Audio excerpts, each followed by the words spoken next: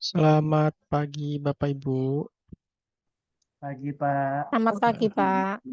Iya, Pagi, gimana Pak. gimana kabarnya hari ini? Alhamdulillah baik, Pak. Alhamdulillah. Baik ya. Alhamdulillah baik, Pak. Oke. Ya, kita akan memulai diklat layanan perpustakaan untuk angkatan 2 ya. Lalu untuk materinya materi kemas ulang informasi. Oke. Saya share screen terlebih dahulu ya Bapak Ibu. Hmm.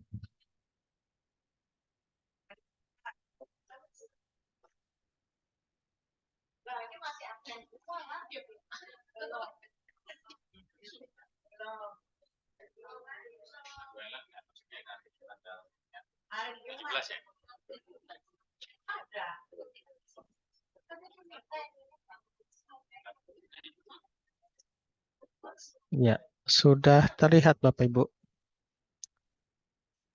Sudah, Pak. Ya, Pak. Sudah ya, oke. Baik. Saya ucapkan selamat bergabung pada mata pelatihan kemas ulang informasi pada diklat layanan perpustakaan angkatan kedua ini. Tinggal berapa hari nih Bapak Ibu diklatnya? Hari, Pak. Tinggal 2 hari. 5 hari sampai 4 Oh, 4 hari. Empat, Oke. 4 hari lagi. Terus di sini latar belakang profesi, maksudnya tempat kerjanya dari berbagai perpustakaan, Iya, Pak. campuran ya. Iya, Pak. Oke, dan ada yang dari swasta juga ya, kombinasi antara PNS dan swasta ya. Oke, kalau gitu, nah saya akan buka materi ini dengan sebuah tampilan berita, yaitu 10 fakta menarik tentang konten kreator. Kira-kira nih, kenapa saya membuka materi dengan hal ini? Karena memang sebenarnya konten kreator itu secara sadar atau tidak menggunakan eh, salah satu kemampuan yang memang dipelajari di perpustakaan, yaitu kompetensi atau kemampuan kemas ulang informasi. Karena begini, mereka itu konten kreator itu kan rata-rata mereka mengumpulkan informasi dari berbagai sumber. Contohnya ini YouTuber otomotif lah misalnya seperti itu. Mereka kan satu mereka dapat mungkin rajin mengikuti berita tentang otomotif tentunya, juga rajin mengikuti atau memfollow konten-konten dari apa mungkin konten otomotif lain dan juga konten-konten merek-merek otomotif. Di situ mungkin ada berita-berita terbaru. Lalu dari situ mereka untuk untuk membuat suatu konten biasa mencari informasi tentang misalnya keluaran-keluaran mobil terbaru misalnya dari apa namanya dari eh, satu pabrikan misalnya. Lalu mereka mencari spesifikasinya untuk disajikan. Nah, dari berbagai macam informasi tersebut mereka kemas ulang, mereka buat kemas ulang informasi tersebut. Misalnya kalau YouTuber mereka buat videonya dengan ditambahkan editing-editing. Lalu juga kalau IG mungkin ada yang video, ada yang reels, atau ada yang postingan seperti biasa gambar atau carousel seperti itu. Dari TikTok mungkin lebih singkat walaupun sekarang sudah bisa 30 menit ya. Jadi konten kreator merupakan salah satu profesi yang bisa atau yang menggunakan ilmu kemas ulang. Tentu digabungkan dengan ilmu lain, misalnya masih di perpustakaan seperti ilmu literasi informasi misalnya. Jadi tidak hanya kita pustakawan atau kita yang berkecimpung di dunia perpustakaan yang menggunakan eh, eh, kompetensi atau pengetahuan tentang kemas ulang ini. Nah, materi tentang kemas ulang ini setelah tadi saya buka, dia sampaikan oleh saya Harun Nurtiar, yang saat ini menjadi widyaswara di Perpustakaan Nasional. Selain itu, saya juga menjadi tutor di universitas terbuka, tapi bukan perpustakaan ya, di jurusan ilmu jurusan kearsipan ya. Hal ini terkait dengan dulu ketika saya kuliah, saya eh, kebetulan di ilmu perpustakaan UI, baik S1 dan S2-nya, dan di jurusan ilmu perpustakaan di UI itu tidak hanya mempelajari tentang perpustakaan saja, tetapi juga bicara mengenai informasi, juga kearsipan. Itu kenapa saya setelah lulus S1, saya juga pernah menjadi pustakawan dan juga arsiparis di Universitas Indonesia. Jadi sebelum saya bergabung dengan Perpustakaan Nasional, saya pernah menjadi pustakawan dan juga arsiparis. Karena sebenarnya kedua bidang ini mirip-mirip ya Bapak Ibu. Objeknya sama-sama informasi, hanya saja yang satu tertutup, yang satu terbuka, lebih terbuka. Dan yang satu untuk penyebaran informasi, yang satu lebih kepada pelestarian informasi. Dan juga untuk kalau perpustakaan itu untuk misalnya untuk mendukung penyebarluasan informasi, maka dibuat biasanya koleksi dalam satu judul itu bisa beberapa eksemplar ya. Nah, lalu kalau arsip kan biasanya yang asli hanya satu, sedangkan kalau koleksi perpustakaan yang asli bisa banyak. Misalnya seperti buku itu bisa diperbanyak. Tapi kalau arsip walaupun sama-sama diperbanyak, tetapi hanya yang asli yang diakui keasliannya hanya satu.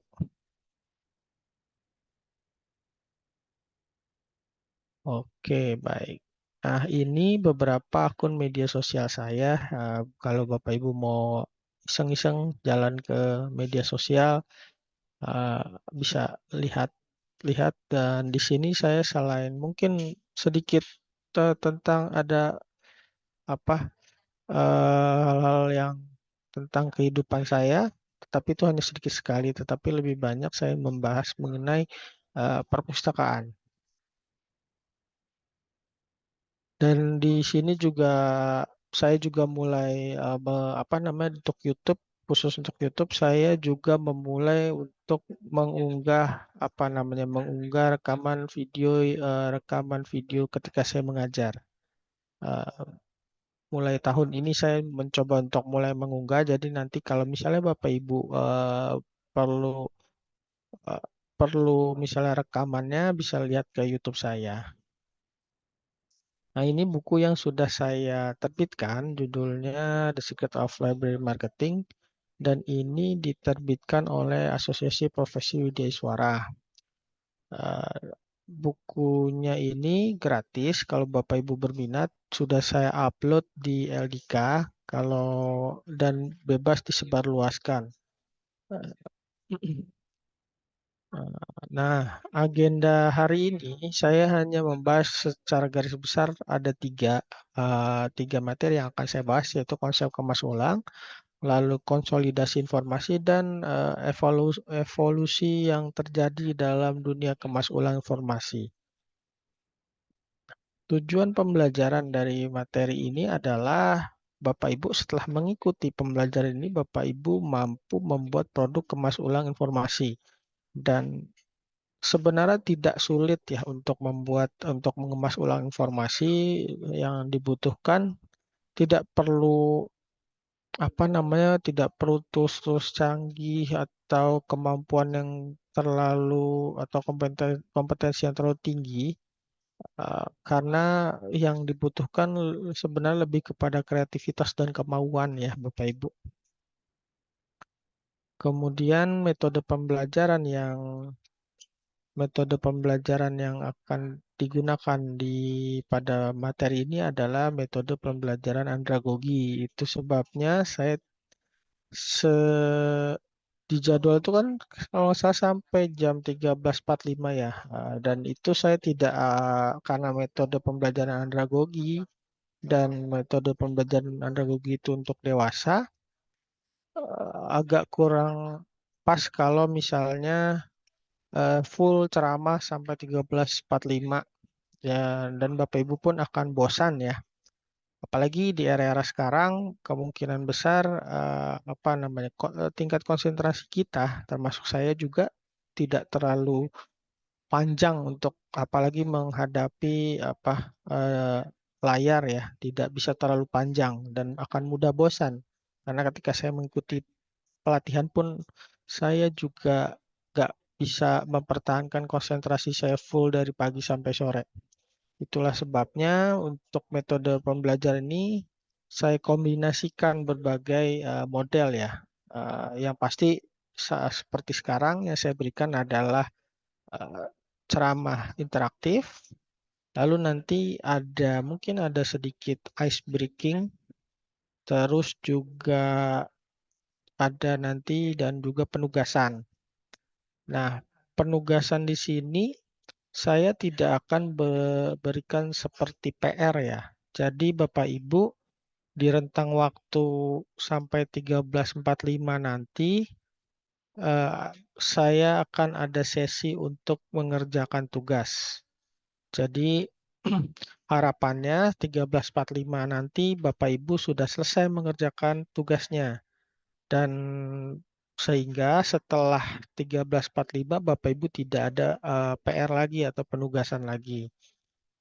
Kemudian, tetapi kalau misalnya kira-kira tugasnya belum selesai, bisa saya kasih waktu lagi sampai pukul 5 pagi besok. Nah, untuk penilaian, saya ambil penilaian dari sebelumnya sudah yang pengumpulan tugas mandiri ya, belajar mandiri, dan juga dari penugasan. Tapi buat Bapak Ibu yang memang berminat atau ingin menambah nilainya, Bapak Ibu bisa berperan aktif ketika sesi Zoom ini. Jadi Bapak Ibu entah menanyakan pertanyaan atau juga mungkin menjawab atau sharing dengan pengetahuan Bapak Ibu atau pengalamannya juga bisa atau menjawab pertanyaan yang akan saya ajukan. Dan Bapak Ibu juga diperkenankan untuk misalnya Bapak Ibu ingin ngemil-ngemil, minum teh atau kopi, dipersilahkan. Dan untuk sesi ceramah ini saya kemungkinan memberikan sesi ceramah ini sampai pukul 10, sekitar pukul 10. Setelah itu kita bisa keluar dari Zoom dan Bapak Ibu melanjutkan dengan pengerjaan tugas. Hmm, Oke. Untuk metode sampai di sini ada yang mau ditanyakan Bapak Ibu? Atau mungkin ada yang sudah bersemangat untuk misalnya untuk sharing tentang pengalamannya atau punya kendala apa di lapangan ketika terutama dalam hal layanan atau bisa juga dalam hal pengelolaan perpustakaan yang lain ya untuk aspek yang lain. Mungkin Bapak Ibu ada sebelum kita masuk ke materi inti.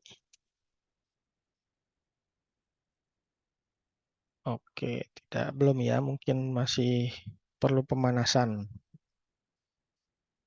Ya, nanti bisa raise hand saja Bapak Ibu. Kalau mau ada yang mau Bapak Ibu tanyakan, mungkin studi kasus di lapangan seperti apa, di lapangan Bapak Ibu mengalami kendala apa seperti itu. Baik, saya akan buka dengan sebuah pertanyaan. Apa itu kemas ulang informasi? Apa sih yang Bapak Ibu ketahui tentang kemas ulang informasi? Silakan Bapak Ibu yang mau menjawab, boleh yang dari modul, boleh juga sepemahaman Bapak Ibu. Silakan Bapak Ibu. Ya, Ibu Intani Dewi Kurniasih, silakan. Mas ulang. Mm, informasi biasanya kegiatan mengumpulkan informasi secara struktur, Pak. mm-mm. Sudah? Udah, itu doang, Pak. Oke. Ini saya catat dulu namanya ya, untuk nanti. Pak, saya Ya, izin menjawab. sebentar bisa raise hand dulu biar lebih tertib. Berikutnya setelah Ibu Intani, Ibu Nur Hasana, silahkan. Ya, kalau sepemahaman saya ya Pak, Mm, mengemas ulang berarti menyusun ulang informasi agar lebih menarik, eh, mm. dengan biar bisa diterima dengan lebih mudah begitu Pak. Oke, baik. Lalu berikutnya Ibu Rini Zahara, silakan.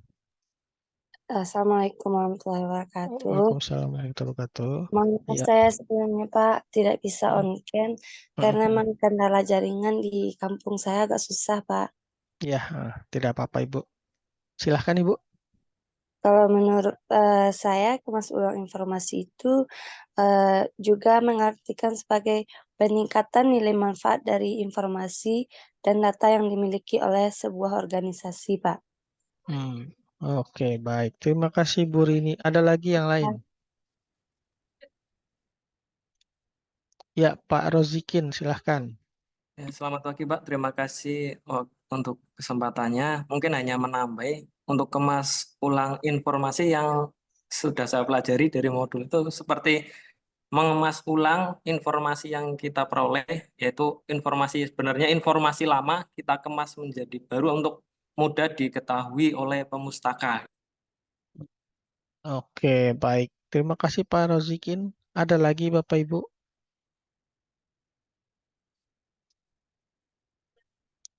Ya, Pak Ilham. Pak Ilham, silahkan. Ya, siap. Selamat pagi. Hmm, Salam kenal Pak Aryo. hmm, Terkait dengan kemas ulang, menurut saya itu packagingnya itu dibuat lebih mudah, hmm. agar pemustaka ini bisa menerima informasi itu lebih mudah dipahami seperti itu sih Pak.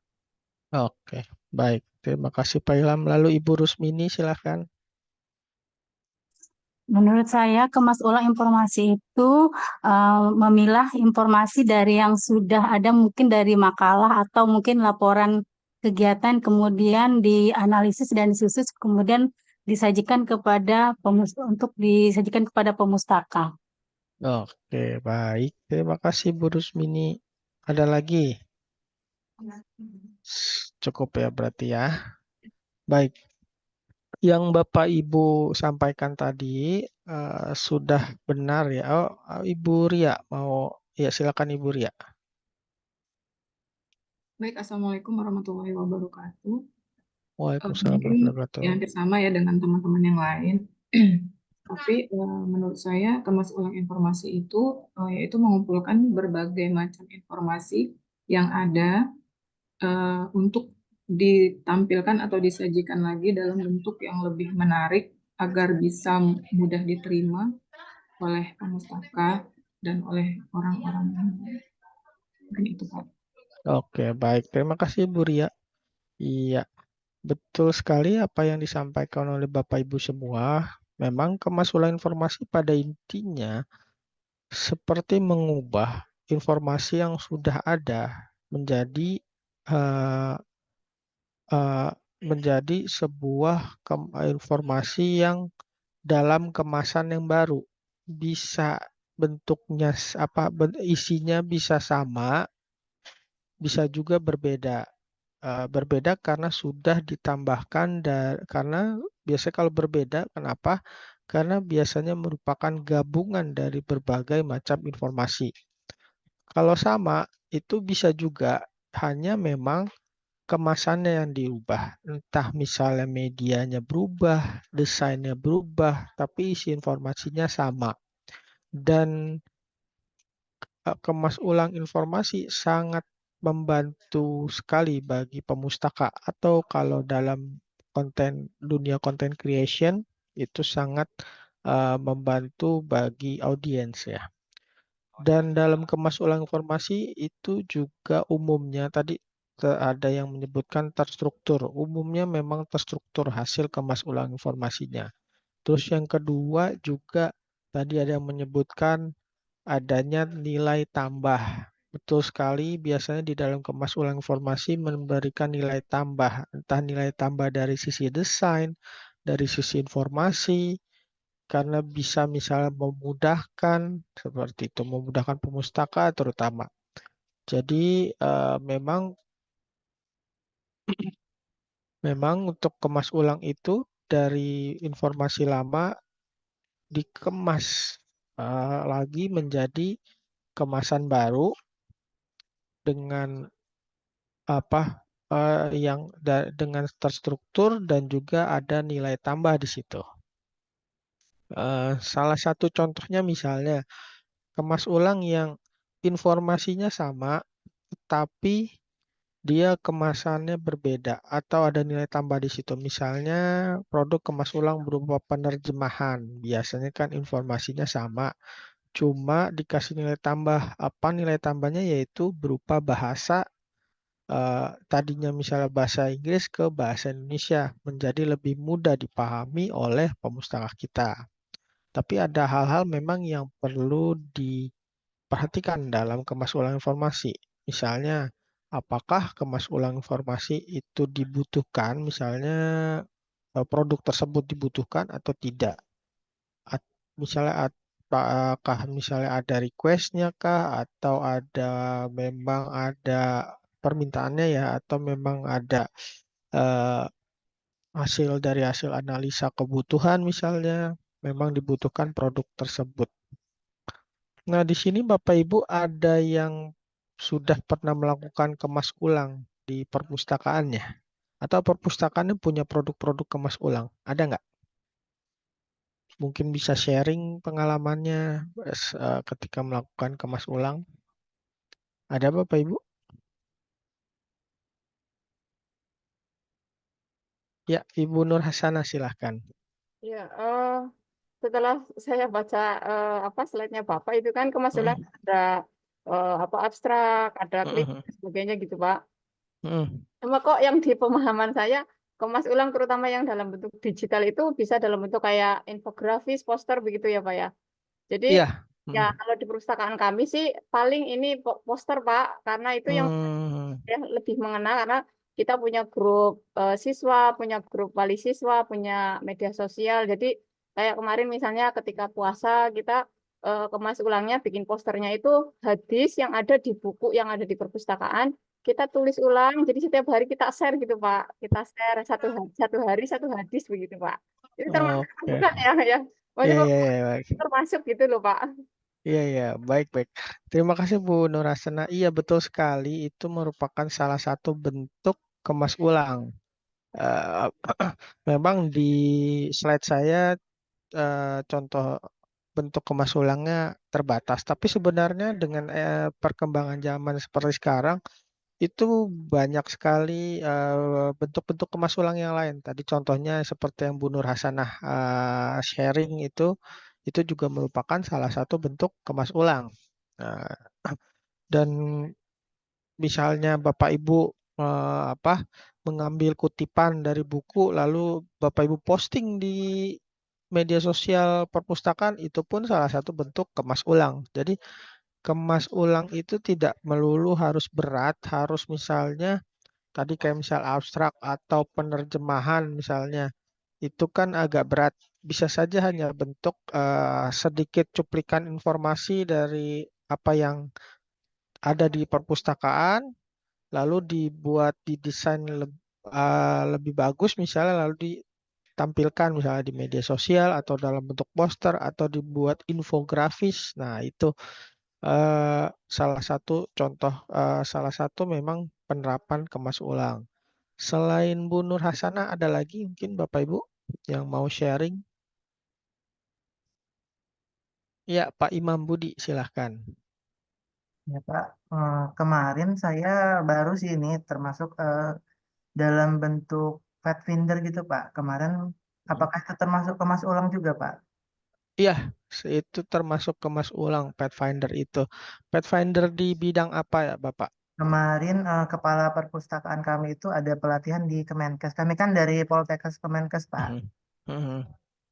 Kebetulan kemarin setelah selesai pelatihan, beliau memberi informasi gitu ke kami Mhm. bahwa kita bisa loh buat Pathfinder gini, misalnya tentang kesehatan jiwa gitu.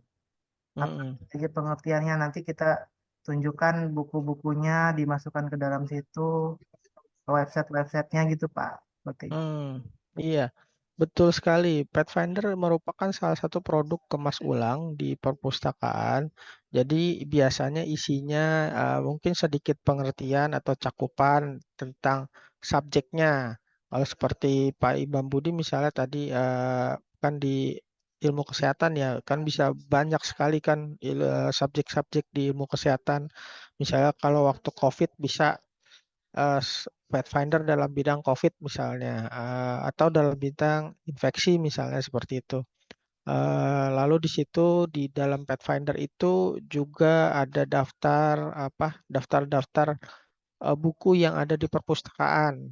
Lalu juga bisa juga ditambahkan misalnya kalau ada majalah atau jurnal atau artikel jurnal, kemudian baik yang misalnya dilanggan oleh maksudnya yang tercetak, bisa juga artikel-artikel jurnal yang memang dilanggan di perpustakaan.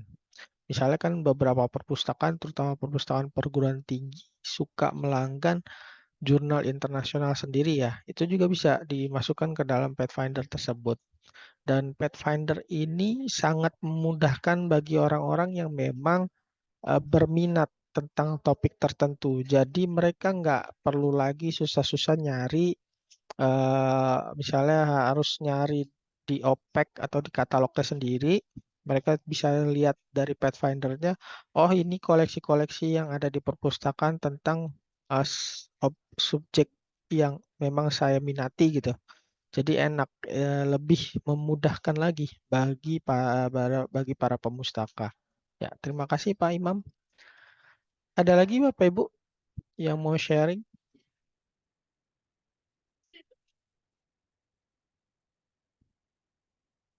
Oh ini Pak Putu ya tadi untuk definisi kemas ulang. Iya Ibu Rusmini silahkan. Kalau misalnya ini Pak kan kita misalnya untuk buku ada pengadaan buku baru, terus kita Mm-mm. masukkan di opak ini slide. Itu Mm-mm. kita buatkan abstrak informatif isi buku itu masuk nggak Pak kemas ulang informasi? Sama Oh ini iya. Pak, kalau tahun ini baru ada mulai pengadaan untuk koran lokal. Mm-mm. Jadi rencananya itu nanti akhir tahun kami jilid Mm. untuk setahun. Jadi per bulan itu kan mungkin 13 eksemplar, nanti setahun itu jadi tebal. Itu masuk juga nggak dalam apa kemas ulang Kemas ulang informasi? ya. Oke. Iya, penjilidan dari berbagai edisi terbitan berseri bisa dikatakan sebagai kemas ulang informasi. Lalu mengenai pembuatan abstrak, memang abstrak itu termasuk eh, bentuk kemas ulang informasi. Tetapi akan lebih baik lagi misalnya Bapak Ibu membuat kumpulan abstrak. Jadi dari buku-buku yang ada kan memang dibuatkan abstraknya ya untuk memasukkan data katalog. Tapi akan lebih bagus lagi misalnya jadi sebagai tambahan koleksi yaitu misalnya kumpulan abstrak yang ada di perpustakaan tempat Bapak Ibu bekerja seperti itu. Ya, terima kasih Bu Rusmini. Ada lagi yang mau sharing? Oke, kita lanjut dulu ya Bapak Ibu ya. Nah, ada beberapa latar belakang kenapa kemas ulang informasi perlu dilakukan. Yang pertama adalah karena untuk atau tujuan pemeliharaan koleksi. Jadi misalnya koleksinya mau rusak nih, eh, jilitannya atau apa namanya kertasnya sudah memprihatinkan misalnya karena saking seringnya dibaca, maka ada kemas ulang yang bisa dilakukan misalnya dengan dengan mengubah formatnya jadi format digital. Jadi dia di-scan oleh perpustakaan. Nah, itu salah satu contoh dari pemeliharaan koleksi. Kemudian misalnya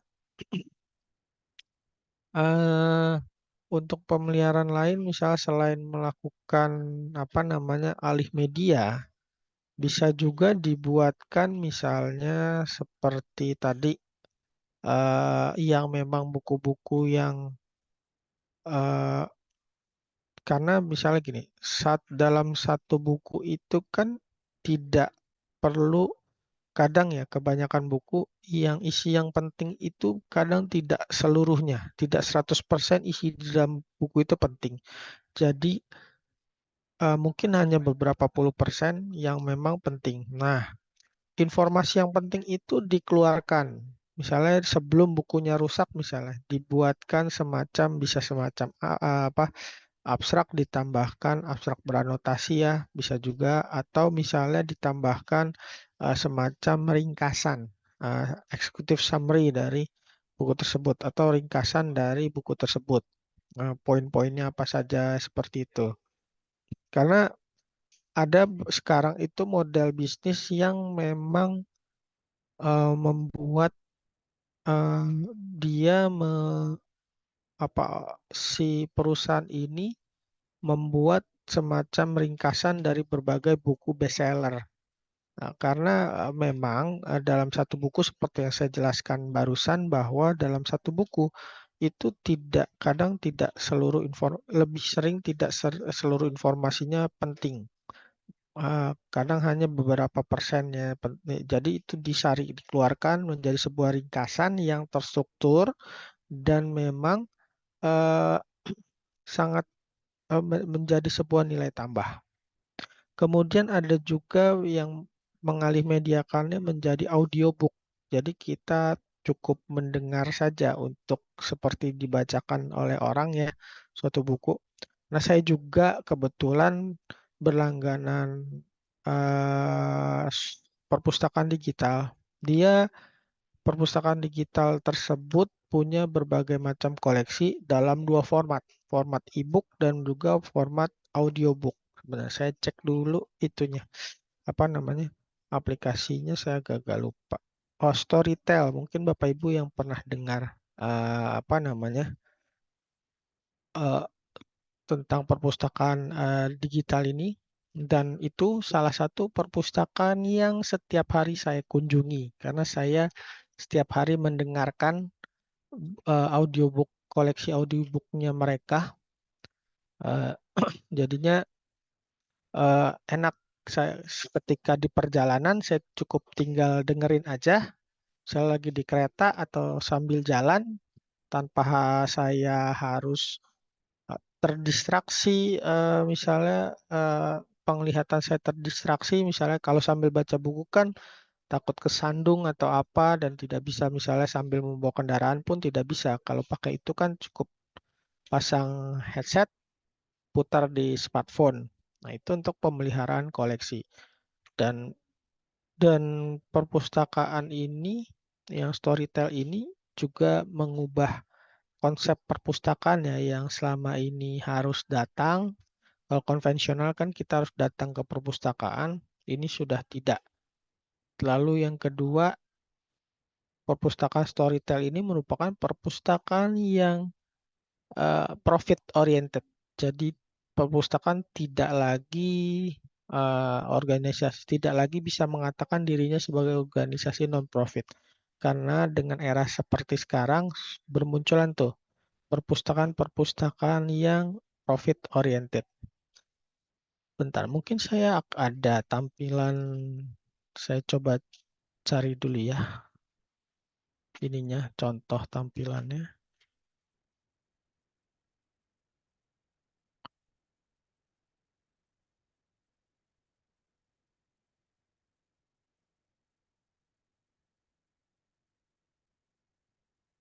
Ini sebentar tampilan Storytel. Nah, ini dia. Nah, ini bentuk tampilan websitenya. Ini bisa diinstal di gadget kita. Ini enak, nggak cuma bahasa Inggris, tapi juga banyak juga karya-karya penulis lokal yang berbahasa Indonesia tentunya. Ada apa? Nah, ini beberapa tampilannya. Jadi cukup menarik konsep seperti ini dan memang buku-bukunya juga banyak sekali buku-buku bestseller ya. Tidak hanya bestseller secara internasional, bestseller secara Indonesia di Indonesia pun ada. Nah, ini dia ada 2 e-book dan audiobook. Itu merupakan salah satu contoh eh, contoh eh, namanya contoh kemas ulang ya, yang memang dilakukan oleh Storytel, perpustakaan Storytel. Lalu berikutnya adalah latar belakang berikutnya adalah untuk pendistribusian informasi. Untuk supaya kita memudahkan dalam satu mendistribusikan informasi. Yang kedua, supaya eh, informasi-informasi yang dimiliki oleh perpustakaan tempat kita itu lebih pemanfaatannya lebih untuk lebih mudah dalam distribusinya, lebih banyak yang eh, apa lebih banyak yang terakses yang bisa mengakses. Misalnya tadi untuk Pathfinder yang tadi dibuat oleh tempat Pak Imam itu juga Pathfinder itu juga berfungsi sebagai saluran semacam distribusi koleksi tentang satu subjek apa aja sih yang misalnya yang dimiliki oleh perpustakaan. Lalu juga misalnya untuk tadi distribusi informasi mengenai tadi ada hadis ya, informasi tentang poster salah satu isi dari buku tentang hadis tertentu misalnya. Atau misalnya distribusi informasi mengenai tadi mungkin ada juga yang membuat semacam mind map atau infografis untuk mendistribusikan informasi. Tidak hanya untuk menginformasikan atau mempromosikan koleksi yang ada, tetapi memang juga bisa untuk mendistribusikan informasi-informasi yang dimiliki atau yang diambil dari koleksi perpustakaan.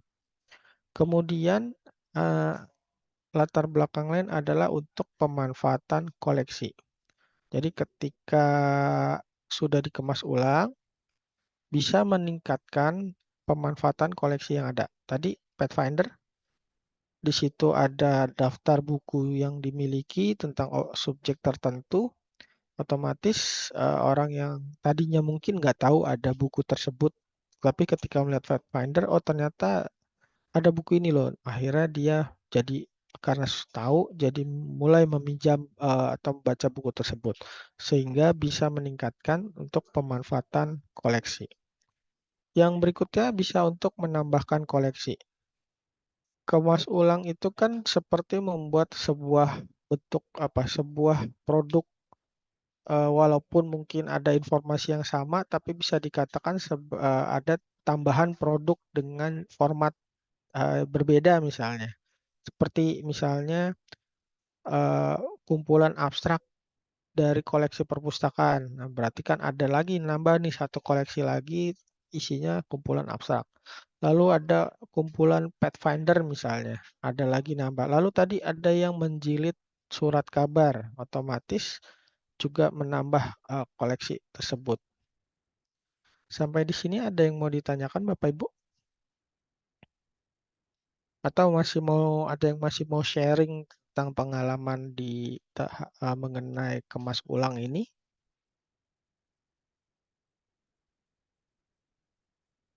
Tidak ada? Oke, kita lanjutkan ya Bapak Ibu. Ada beberapa fungsi kemas ulang informasi. Yang pertama yaitu untuk penyimpan informasi. Ya, pasti ya, jadi karena dia mengemas ulang atau mengubah format dari informasi yang lama menjadi format baru, itu tadi kan terkait dengan pelestarian informasi itu untuk sehingga ini sangat terkait ya. Jadi latar belakang pelestarian untuk supaya informasinya tetap tersimpan, supaya informasinya tidak hilang. Lalu yang berikutnya adalah penyortir informasi. Nah, pustakawan yang membuat kemas ulang informasi juga biasanya juga melakukan penyortiran informasi. Informasi seperti yang tadi saya bahas sebelumnya, misalnya ada buku, tidak seluruh informasi dalam buku itu memang bermanfaat atau terkait dengan inti dari buku tersebut. Nah, itu juga untuk menyortir nih, mana saja sih informasi yang bermanfaat pada buku tersebut. Lalu ketika membuat Pathfinder, bisa melihat mana saja buku-buku tentang subjek tertentu misalnya. Lalu ketika membuat abstrak, kan tidak seluruh informasi dalam satu karya dimasukkan ke dalam abstrak. Jadi abstrak kan seperti semacam ringkasan ya. Lalu kemudian sebagai sarana distribusi informasi. Nah, tadi di latar belakangnya juga disinggung dengan distribusi informasi, ini juga fungsi kemas ulang sebagai distribusi informasi. Tadi seperti yang dijelaskan atau diinformasikan, men-sharing informasi untuk sharing informasi dari dalam bentuk poster misalnya. Lalu sebagai alat terjemahan, misalnya perpustakaan melakukan penerjemahan terhadap tidak harus buku, bisa saja penerjemahan terhadap jurnal ilmiah berbahasa asing misalnya. Lalu juga bisa dimanfaatkan sebagai aplikasi praktis hasil penelitian. Nah, Bapak Ibu bisa misal membuat Pathfinder khusus misalnya yang isinya jurnal-jurnal atau artikel-artikel penelitian, atau kalau di perguruan tinggi membuat Pathfinder karya akhir mahasiswa misalnya dalam subjek tertentu, misalnya dalamnya adalah skripsi-skripsi tentang subjek tertentu, itu juga bisa, dan itu sangat bermanfaat bagi peneliti ya, untuk memudahkan mereka menambahkan sumber informasi untuk penelitian mereka. Yang terakhir, fungsi kemas ulang informasi yang lain adalah untuk promosi informasi.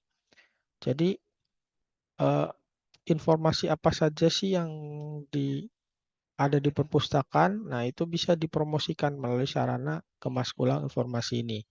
Karena kalau memang kita bayangkan misalnya perpustakaan itu tidak dibatasi oleh media-media tertentu, kita bayangkan bahwa dalam satu perpustakaan itu merupakan banyak sekali kumpulan informasi. Lalu dengan adanya kemas ulang ikut mempromosikan informasi-informasi tertentu misalnya.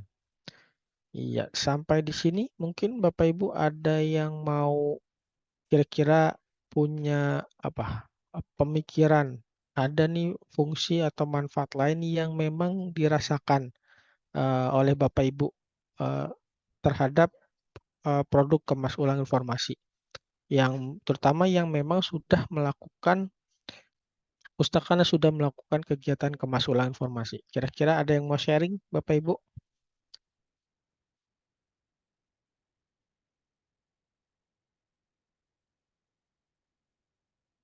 Misalnya setelah melakukan kemas ulang informasi, ada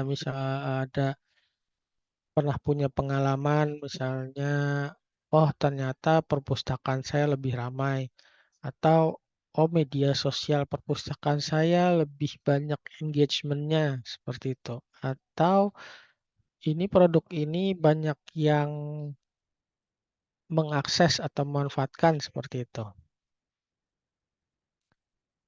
Ada Bapak Ibu?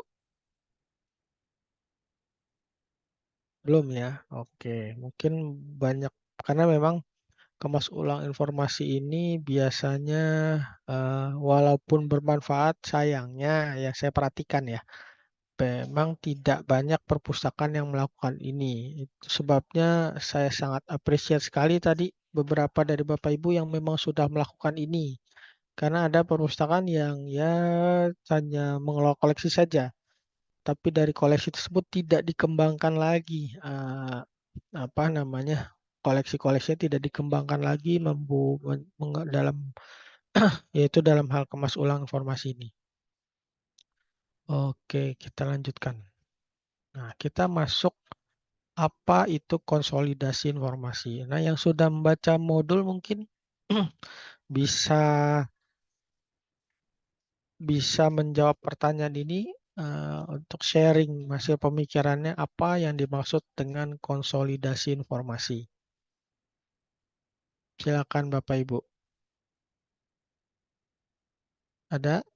Mungkin ada yang mau buka modulnya lalu dilihat. Ini saya ambil dari modul ini untuk konsolidasi informasi.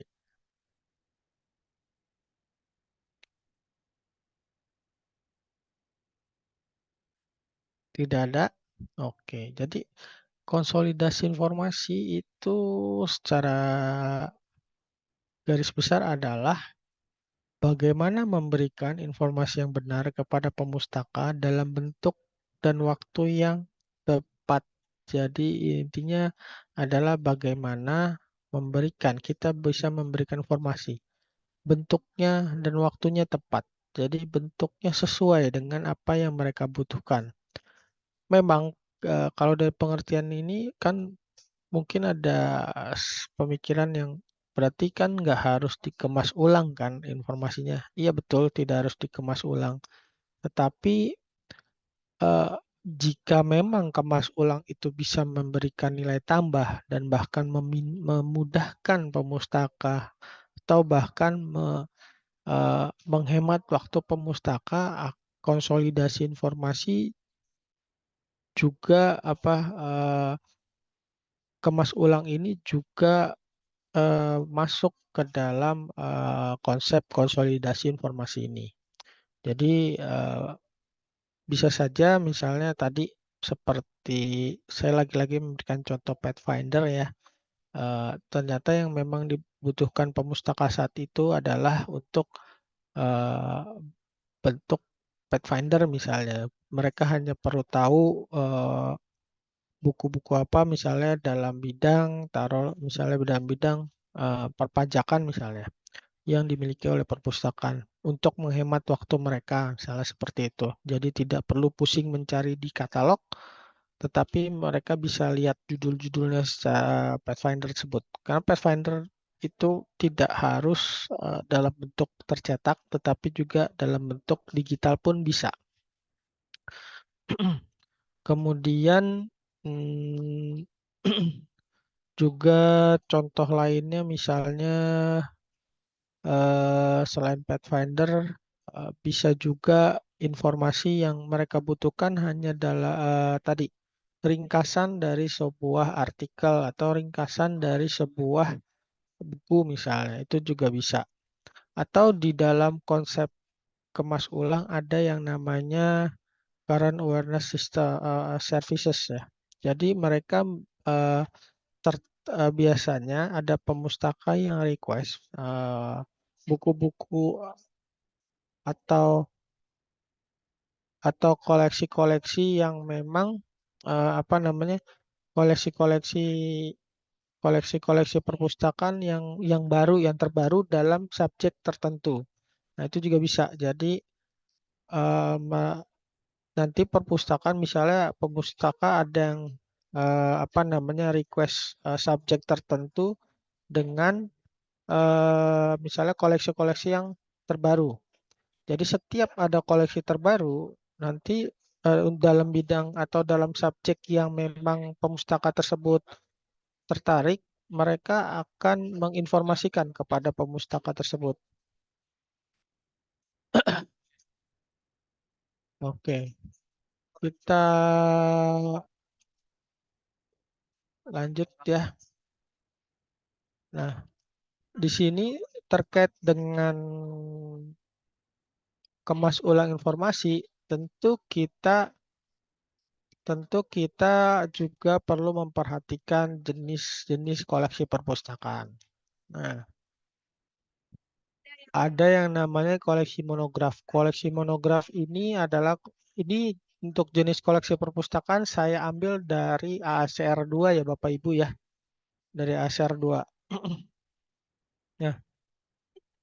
Untuk jenis koleksi perpustakaan yang pertama itu monograf, yaitu buku atau koleksi buku. Yang kedua kartografi, yaitu peta. Lalu manuskrip atau naskah ya, naskah. Lalu untuk musik, koleksi musik biasanya, tapi memang beberapa koleksi koleksi musiknya memang jarang ya perpustakaan yang memiliki koleksi untuk partitur musik ya. Lalu koleksi rekaman suara, yaitu misalnya kalau dulu ada kaset, lalu ada audio CD sekarang ya, atau juga rekaman suara tadi audiobook itu bisa juga. Lalu ada video, koleksi film misalnya. Kemudian ada koleksi jenis koleksi grafis atau gambar, misalnya seperti poster seperti itu. Lalu juga ada koleksi 3 dimensi, misalnya seperti patung, itu juga, atau misalnya objek-objek bersejarah itu juga bisa. Koleksi-koleksi museum sebenarnya masuk ke dalam 3 dimensi ini. Lalu microform itu bentuk bentuk mikro, dan kemudian terbitan berkelanjutan seperti surat kabar atau jurnal atau majalah. Nah, Bapak Ibu, kira-kira di tempat Bapak Ibu biasanya koleksinya selain monograf ada koleksi apa aja nih? Siapa yang mau sharing? Silahkan Bapak Ibu. Ya, Ibu Intani, silahkan. Iya, Pak. Kalau saya mau sharing, Pak, kalau di dunia televisian atau penyiaran biasanya kan koleksinya bukan berupa buku, melainkan video dan audio. Video audio ini didapatkan dari lapangan, dari narasumber ataupun dari berita-berita yang kita temukan di sebuah lapangan. Lalu kita kemas ulang, lalu kita sebarkan via Instagram, YouTube, ataupun TikTok. Saat sudah ditayangkan melalui televisi, kita sebarkan ulang lagi. Dan saat pengemasan informasinya pun, kita memberikan judul lagi, memberikan judul tambahan untuk diberikan ke klien-klien yang memerlukan tayangan ulang dari berita-berita yang kita miliki. Jadi misalkan yang dari lapangannya berupa MXF, baru kita alihkan menjadi MP4, MP4. Itu, Pak. Oke, terima kasih untuk sharingnya Bu Dewi. Bu Dewi di perpustakaan stasiun TV atau pernah punya pengalaman Iya, di sana? sebelumnya saya pernah punya pengalaman di perpustakaan digital CNN Indonesia TV, Pak. Ya, baik. Iya, betul sekali. Biasanya kalau untuk stasiun TV itu koleksinya adalah audio-video, dan memang biasanya untuk kemas ulangnya mereka cukup tinggi ya untuk melakukan kegiatan kemas ulang tersebut.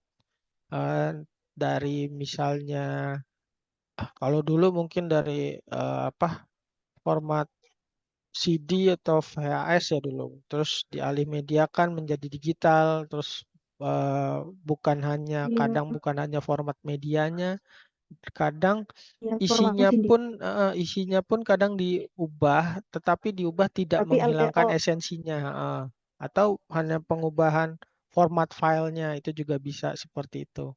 Iya, terima kasih Bu Dewi. Ada lagi yang lain mungkin yang mau sharing di perpustakaannya selain buku atau monograf, ada apa lagi mungkin? Memang kebanyakan perpustakaan itu adalah koleksi monograf. Iya, Ibu Rusmini, silahkan.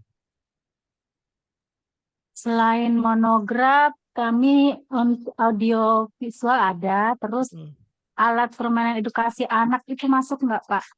Oh, ya. Kalau alat Sama ini Pak, rencananya nanti kami ini kan kabupaten baru ya, sekitar 12 tahun. Jadi kemarin PJ Bupati kami itu kan sebenarnya dari Kemendagri. Dia itu bersemangat untuk pengrajin lokal itu menghasilkan kayak batik khas produksi lokal. Jadi rencana ke depan itu kami mau mempersiapkan batik-batik yang memang diproduksi khas lokal, mencerminkan dari ciri khas kami, yaitu tanduk rusa. Itu yang ingin kami koleksi, nanti kami kumpulkan. Iya, baik. Iya, seperti objek-objek seperti tadi batik atau mainan edukasi ya, itu juga bisa dijadikan sebagai koleksi perpustakaan. Itu sama seperti yang dilakukan oleh, saya lupa universitas mana gitu, dengan konsep desa pengetahuan. Nah, di dalamnya itu koleksinya adalah koleksi-koleksi, kalau nggak salah Universitas Kristen Petra di Surabaya ya. Itu koleksi-koleksinya bukan hanya monograf, tetapi juga koleksi objek 3 dimensi, misalnya seperti hasil-hasil kerajinan tangan. Nah, itu karena itu merupakan bentuk hasil budaya ya, di mana hasil budaya tersebut mengandung informasi di dalam objeknya. Jadi itu juga menjadi sebuah atau menjadi salah satu jenis koleksi di perpustakaan. Ya, terima kasih Ibu Rusmini tadi ya.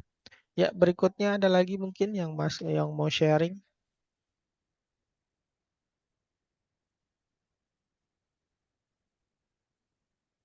Kalau tidak ada, kita ice breaking dulu ya Bapak Ibu. Di sini Bapak Ibu sudah sudah familiar dengan Kahoot Bapak Ibu?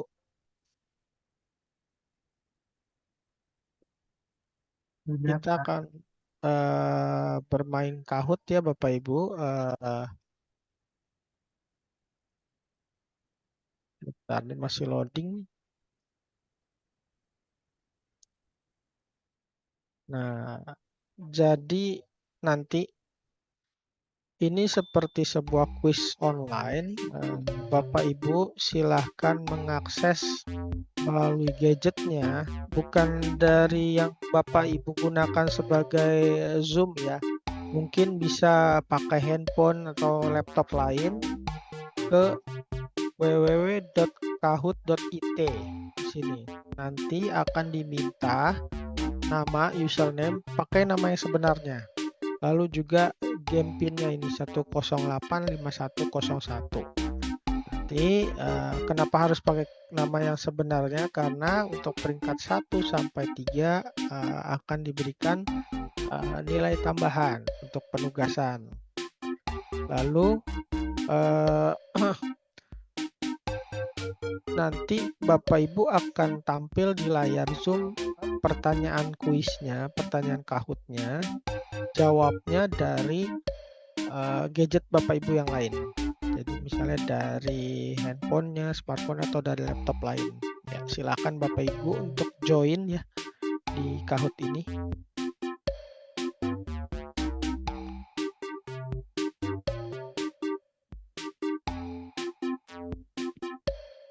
Bapak, linknya bisa dikirim lewat chat, Pak.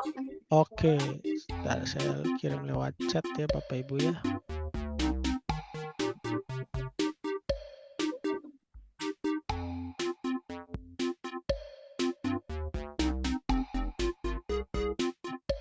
Saya mau ke belakang sebentar sambil menunggu Bapak Ibu masuk ya.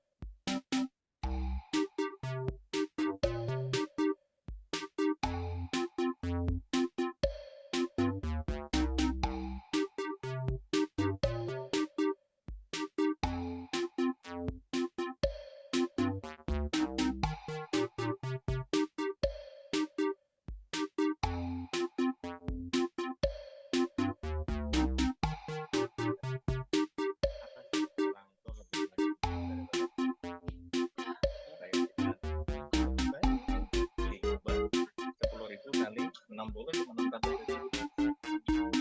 Apa nyicil rumah lebih baik minum liling. Biasa.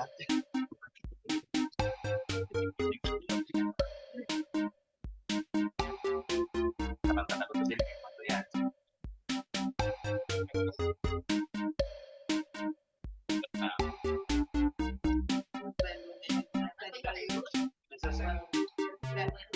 Iya, sudah 27 orang. Baik, kita mulai saja ya Bapak Ibu ya. Sudah siap ya Bapak Ibu ya? Oke. Kenapa? Bantuannya apa? Jawaban benar atau salah? Salah satu alasan perpustakaan melakukan kemas ulang adalah untuk pemeliharaan koleksi. Nanti sudah saya jelaskan ya Bapak Ibu ya. Silahkan dipilih jawabannya di gadget Bapak Ibu.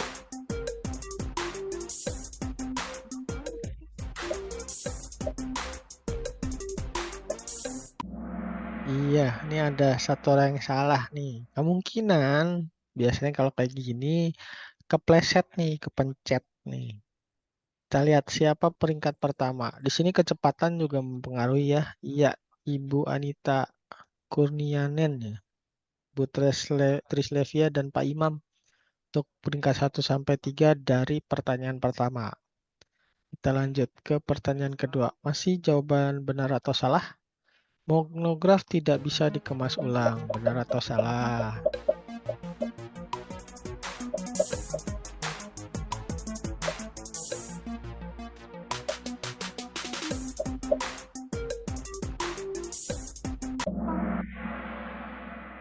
Salah, karena monograf sangat bisa dikemas ulang ya.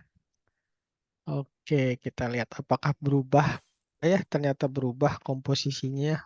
Ibu Shirley ya menyodok ke posisi kedua. Kita masuk berikutnya ke pertanyaan ketiga.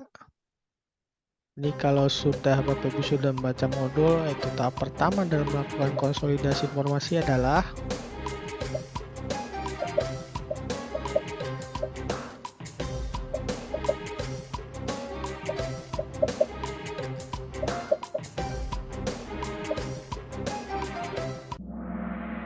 iya, studi pemustaka, betul sekali. Kalau jadi untuk melakukan konsolidasi informasi sebaiknya memang diawali terlebih dahulu dalam tahapan analisis. Nah, analisis di sini itu studi pemustaka. Baru dilakukan kemas ulang, kemas ulangnya baru diseminasikan atau didistribusikan, kemudian langkah terakhir baru dievaluasi. Atau bisa juga kalau untuk evaluasi konsolidasi informasi. Berikutnya kita lihat scoreboardnya, masih Ibu Trislevia yang memimpin. Ya, Pak Imam kembali merebut posisinya.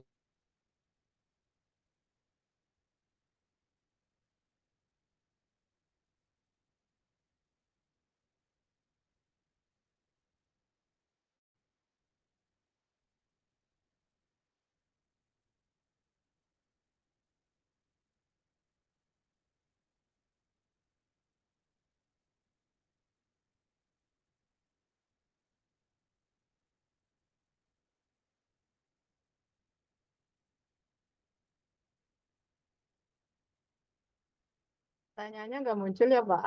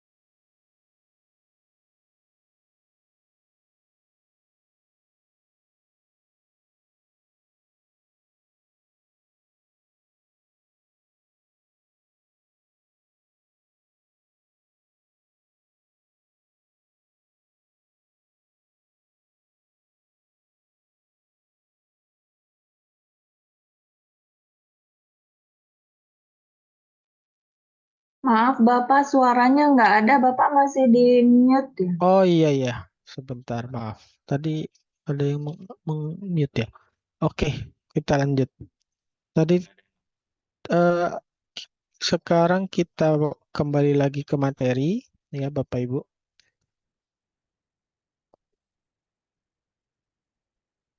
Iya.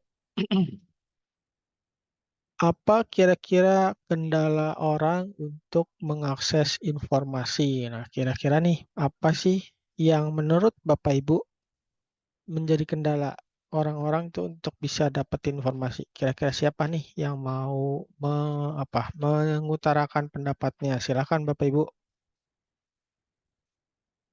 Ibu Ila silahkan. Ibu Ila ya, Ibu atau Bapak? Ibu Ila ya, silakan. Silakan Bu Ila. Uh, menurut saya Pak, kalau kendala dalam mengakses informasi itu salah satunya sumber untuk mencari informasinya belum ada. Misalnya seperti mereka belum tahu dalam penggunaan literasi digital. Jadi mereka mencarinya masih terbatas pada buku misalnya seperti itu Pak. Kemudian kalau seandainya pun sudah ada seperti komputer dalam mengakses informasi, mereka belum tahu website atau tempat untuk mengakses informasi mencarinya di mana gitu Pak. Mereka belum mengetahuinya begitu Pak. Itu menurut saya Pak. Oke, baik. Jadi iya sama-sama belum tahu di mana tempat mencari. Berarti yang diperlukan adalah literasi informasinya ya Bapak Ibu ya. Iya, baik. Terima kasih Bu Ila. Lalu Bu Nur Afifah, silahkan.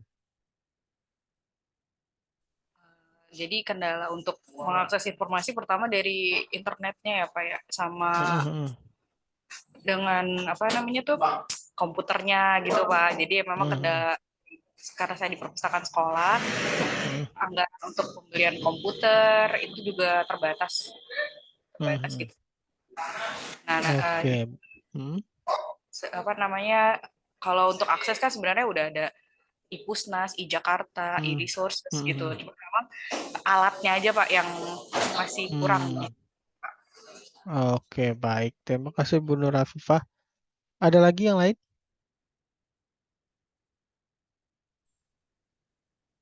Belum ya, belum Saya kepikiran Bapak, mungkin. Oh ya, silakan. Ibu siapa? Ibu Nur Amelia. Oh iya, silakan Bu Nur Amelia. Mungkin kendalanya orang itu satu ya Bapak, mungkin karena justru kebanyakan informasi, jadi orang itu bingung gitu Bapak.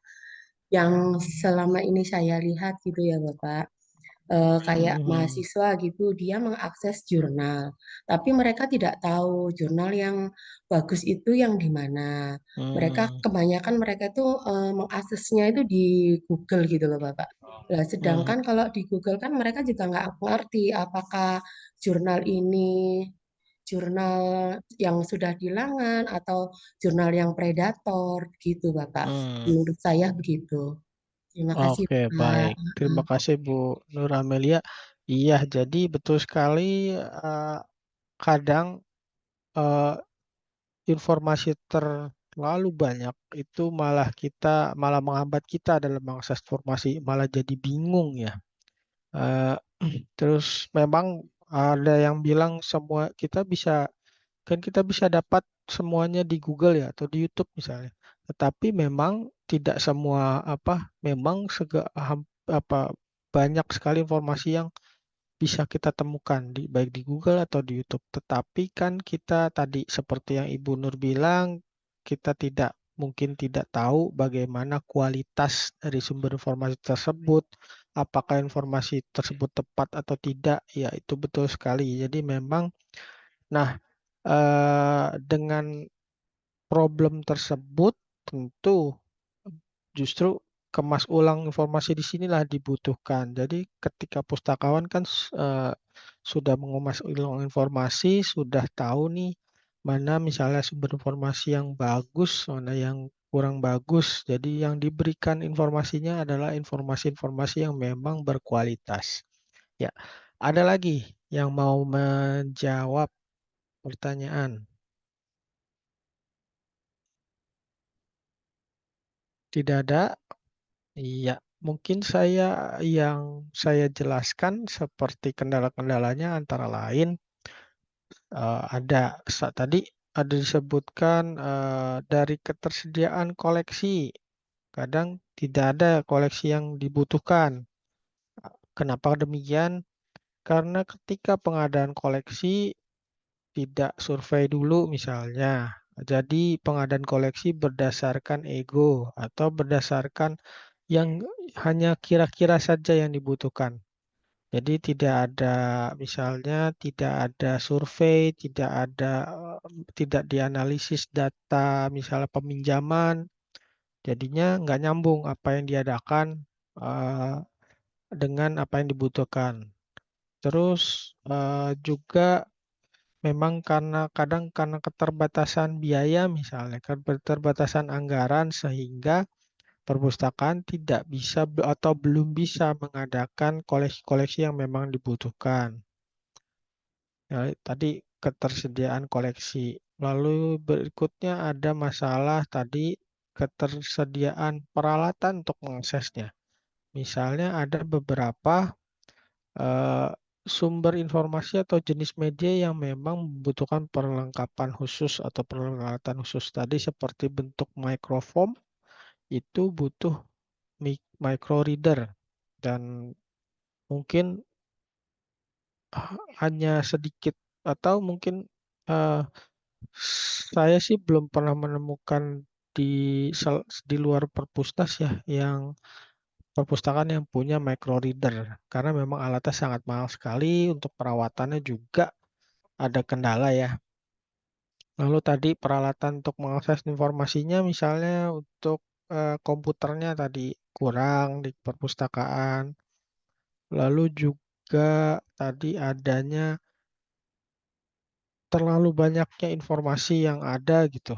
Jadinya bingung. Kemudian selain itu juga keterbatasan dalam hal kompetensi bidang atau kompetensi literasi informasi ya.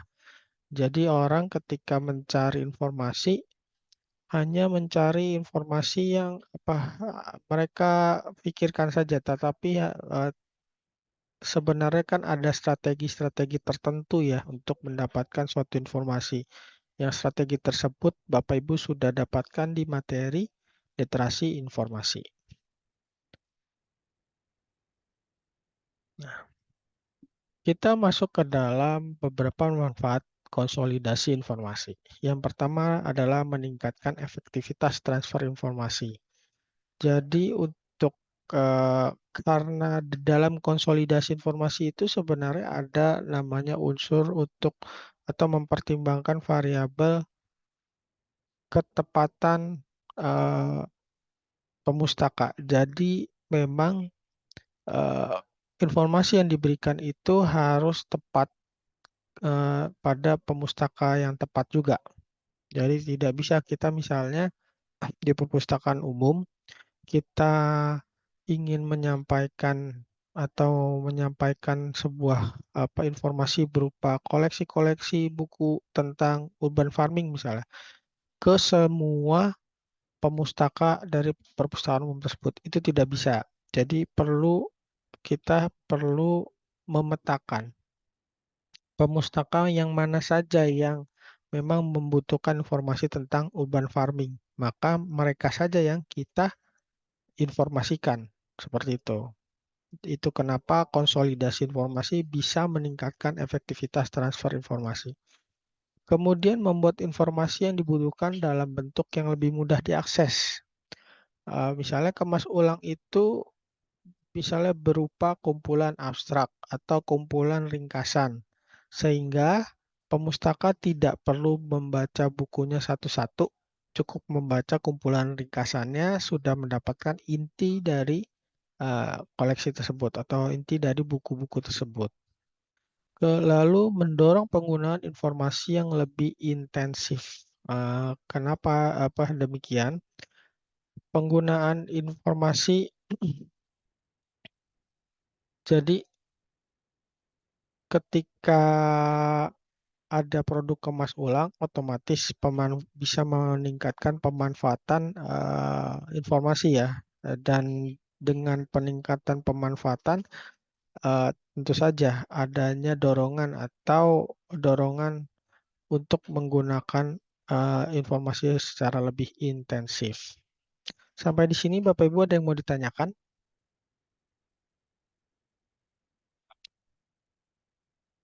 Oke, kita lanjut ya. Nah, ini ada beberapa proses konsolidasi informasi. Kalau tadi saya katakan bahwa ada tahapan evaluasi dari proses konsolidasi informasi. Jadi ketika di Kahoot ya ada studi pemustaka, ada kemas ulang, lalu diseminasi. Nah, sebenarnya itu juga bisa.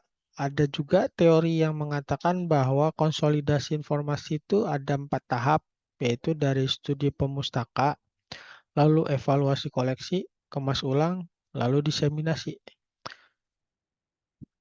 Itu juga dibenarkan. Jadi tidak kaku ya Bapak Ibu. Nah, kalau dari sini kita bisa lihat bahwa proses konsolidasi informasi diawali dengan studi pemustaka terlebih dahulu. Kira-kira pemustaka kita itu butuhnya informasi yang seperti apa? Kalau mau mengemas ulang, formatnya yang seperti apa? Pakai medianya apa? Apakah cukup misalnya dengan tadi poster yang isinya hadis atau misalnya dengan mind map atau dengan infografis atau dengan Pathfinder misalnya. Dan kita juga perlu tahu informasi apa sih yang mereka butuhkan. Misalnya ternyata sebagian pemustaka kita butuhnya informasi diantaranya misalnya ada urban farming, ada kelompok pemustaka kita yang perlunya tentang pajak, ada yang mereka lebih suka minatnya kepada masalah hukum. Nah, itu kita petakan. Setelah kita petakan pemustaka-pemustaka kita baru evaluasi apakah koleksi-koleksi kita itu memang bisa memberikan apa yang mereka butuhkan. Kalau memang bisa, kan kita sudah lakukan studi pemustakaan nih, koleksinya ada. Baru kita kemas ulang sesuai hasil tadi studi pemustakanya. Jadi formatnya sesuai dengan selera mereka, jadi koleksi-koleksinya juga sesuai dengan apa yang mereka butuhkan. Baru kemudian kita diseminasikan kepada kepada pemustaka-pemustaka tersebut. Misalnya bagi pemustaka yang sedang penelitian tentang misalnya tentang virus misalnya. Kebetulan kita sudah mengemas ulang Pathfinder, maka kita diseminasikan kita distribusikan Pathfinder tersebut kepada pemustaka yang memang membutuhkan seperti itu. Iya, berikutnya. Nah, ini beberapa produk kemas ulang informasi. Yang pertama adalah adanya layanan informasi terbaru atau CAS ya, atau Current Awareness Services. Jadi ini dulu perpustakaan PDI LIPI yang sekarang digabung di dalam BRIN ya. Jadi produk layanan informasi terbarukan ini adalah misalnya ada kelompok pemustaka, mereka membutuhkan misalnya semua informasi terbaru karena untuk mengupdate entah pengetahuan mereka atau mereka sedang meneliti sesuatu, maka mereka membutuhkan informasi-informasi tentang koleksi atau jurnal-jurnal yang terbaru yang dimiliki oleh perpustakaan tentang objek atau subjek yang mereka minati. Misalnya ada peneliti tentang transportasi.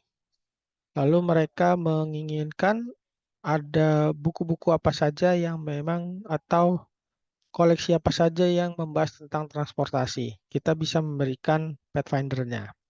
Tapi mereka juga membutuhkan informasi terbaru atau koleksi-koleksi terbaru tentang transportasi. Maka setiap kita punya buku baru tentang transportasi atau ada artikel jurnal terbaru tentang transportasi, kita berikan kepada mereka.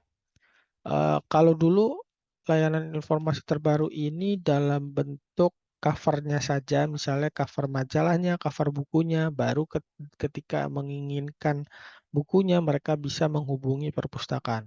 Kalau sekarang bisa dimungkinkan misalnya jurnalnya langsung di artikel jurnalnya kita bisa kirimkan langsung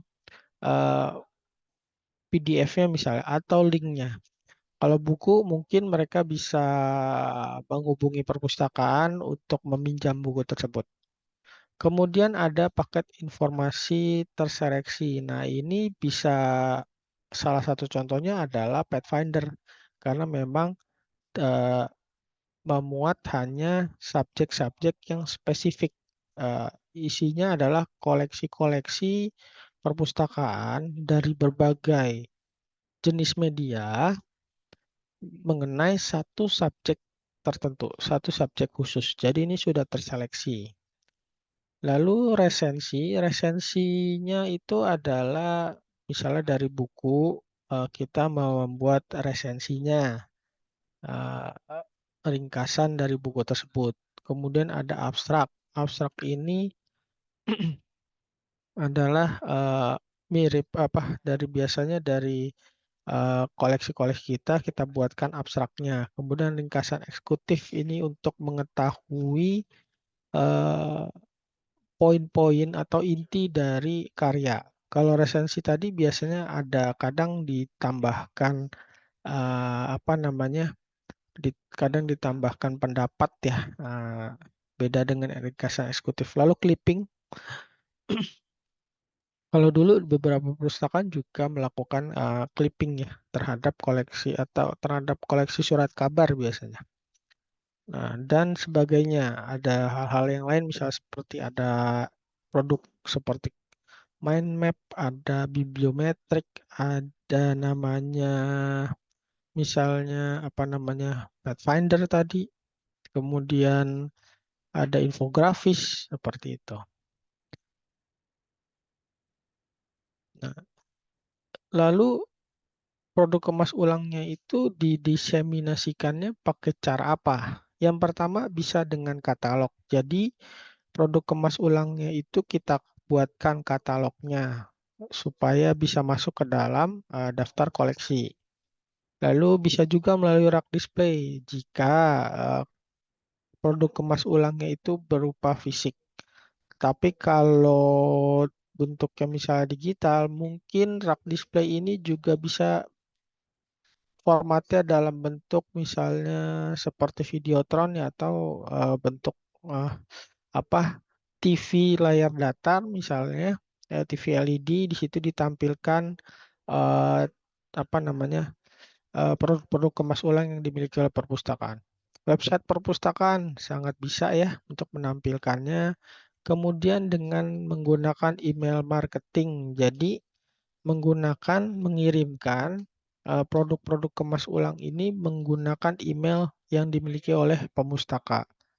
Media sosial misalnya berupa postingan dari media sosial perpustakaan, misalnya bentuknya video, bentuknya misalnya carousel di Instagram, atau bentuknya video YouTube, atau Reels di Instagram, atau video-video TikTok, seperti itu. Lalu produk kemas ulang juga kita bisa distribusikan atau diseminasikan melalui kegiatan perpustakaan. Jadi perpustakaan sedang misalnya menggunakan atau mengadakan kegiatan misalnya workshop atau apa, kita bisa salurkan melalui produk-produk melalui saluran ini. Kemudian bisa juga kita berkolaborasi dengan komunitas. Misalnya kita kolaborasi dengan komunitas urban farming. Kita kebetulan punya produk-produk Pathfinder dalam bidang urban farming. Kita punya apa namanya ringkasan eh, kumpulan ringkasan koleksi-koleksi tentang urban farming. Atau misalnya kita bisa menginformasikan ke komunitas urban farming tersebut tentang misalnya majalah-majalah tentang urban farming yang sudah dijilid. Kemudian bisa juga kita sebarluaskan melalui materi tercetak, entah dengan beriklan di surat kabar, bisa juga misalnya membuat poster lalu ditempelkan posternya, itu bisa juga, atau dalam bentuk brosur atau leaflet seperti itu. Atau dengan cara aplikasi percakapan, mungkin ada WA group untuk para pemustaka, bisa juga disebarluaskan. Misalnya di kalangan perpustakaan sekolah misalnya, mungkin ada masuk ke dalam grup WA group para guru misalnya, bisa juga melalui WA group para guru tersebut. Lalu berikutnya adalah kemitraan. Kemitraan di sini artinya bekerja sama dengan pihak ketiga untuk penyebarluasan diseminasi produk kemas ulang. Jadi mungkin kerjasama dengan apa namanya kemitraan dengan perpustakaan lain bisa, atau dengan toko buku misalnya, seperti itu. Nah, ada beberapa evolusi kemas ulang yang sekarang sudah cukup banyak ya, yaitu konten kreator, infopreneur, dan juga data analis. Yang pertama adalah dalam konten kreator. Lalu apakah kemas ulang memang ada kaitannya dengan konten kreator?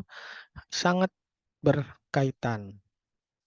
Jadi konten kreator di sini mereka akan tadi waktu yang saya jelaskan di pembukaan tadi di awal bahwa konten kreator sebenarnya pekerjaannya adalah menggunakan kemampuan literasi informasi untuk mengemas ulang produk informasi.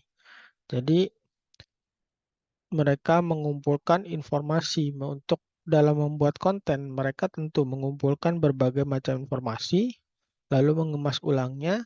Misalnya kalau di YouTuber tentu menjadi video YouTube misalnya. Kalau di Instagram bisa postingan Instagram baik berupa Reels, carousel, atau status ya bisa.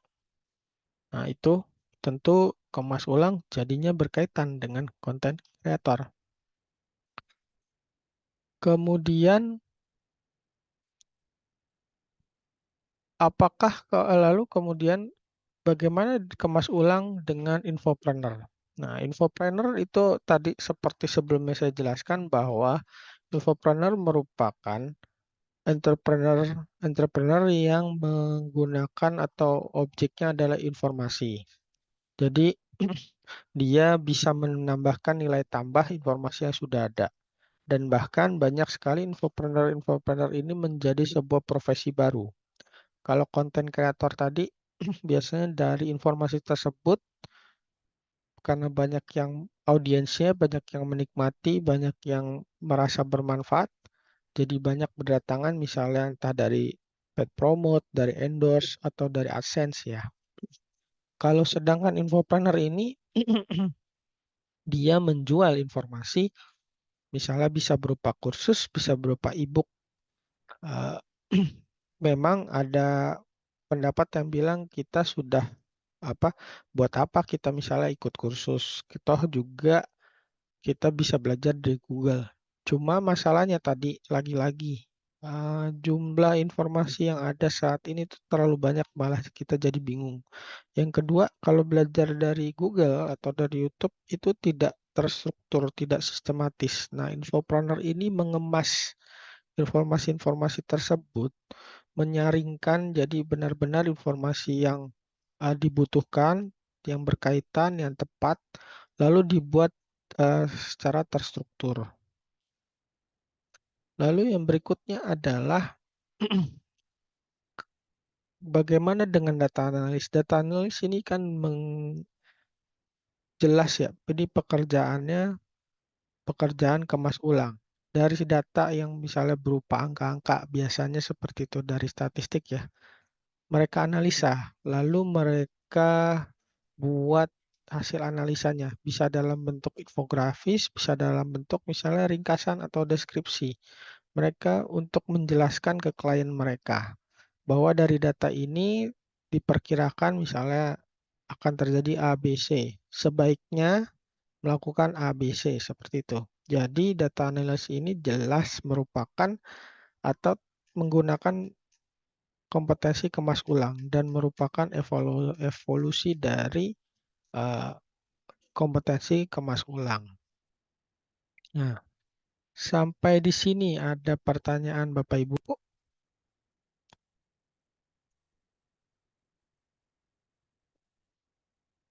Oke, kalau tidak ada mungkin untuk sesi ceramah interaktifnya saya cukupkan sekian ya. Berikutnya Bapak Ibu bisa mengerjakan tugas. Nah, tugasnya sudah ada di LDK Bapak Ibu. Sebentar saya coba cek dulu LDK-nya.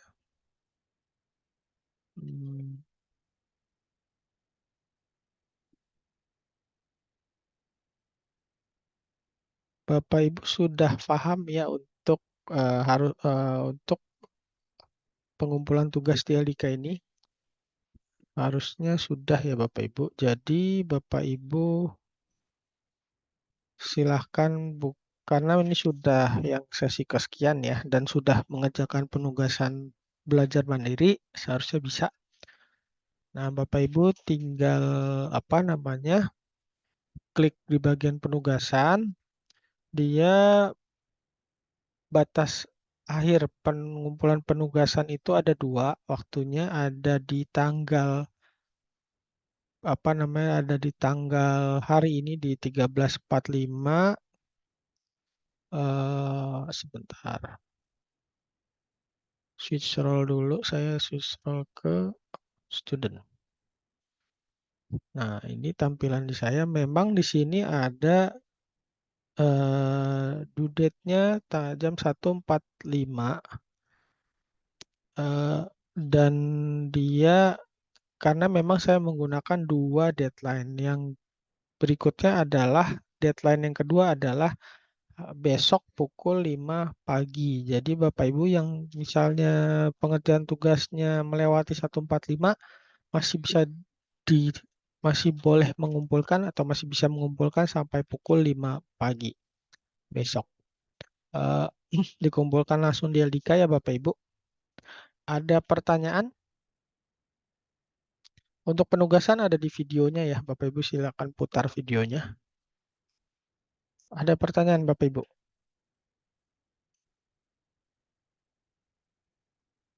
Sudah jelas? Baik, saya Tanya anggap sudah Bapak, jelas ya. Oh ya, silakan Ibu Nur. untuk produk kemas ulang informasi itu apakah produk dari perpustakaan kita ya Bapak? Atau Tidak terserah? harus, Tidak harus ya? tidak harus. Jadi yang Bapak Ibu ketahui saja kira-kira Baik. produknya seperti apa. Baik Bapak, terima Ya, kasih. ya sama-sama. Ya nih Pak Putu di chat menjawab batas akhir sampai besok Pak ya. Jadi ada kalau benar-benar akhir sampai besok jam 5 pagi, tapi saya menggunakan 2 batas. Jadi batas pertama 13.45 hari ini dan batas benar-benar akhir sampai jam 5 pagi. Tetap tentu nilainya akan berbeda yang mengumpulkan sebelum 13.45 hari ini dengan yang besok pukul 5. Ada lagi Bapak Ibu?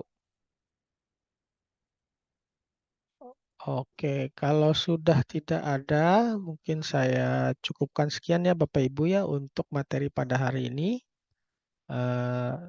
Saya ucapkan terima kasih untuk partisipasi aktifnya dan Assalamualaikum warahmatullahi wabarakatuh. Waalaikumsalam warahmatullahi wabarakatuh. Terima kasih Bapak. Sama-sama. Saya izin live dulu ya Bapak Ibu ya.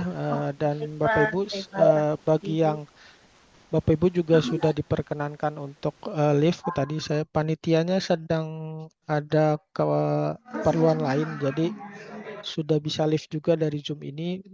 Bapak Ibu bisa lanjut untuk mengerjakan tugas. Baik Pak. Terima kasih, Terima kasih Pak. Sama-sama. Terima kasih Mario. Iya.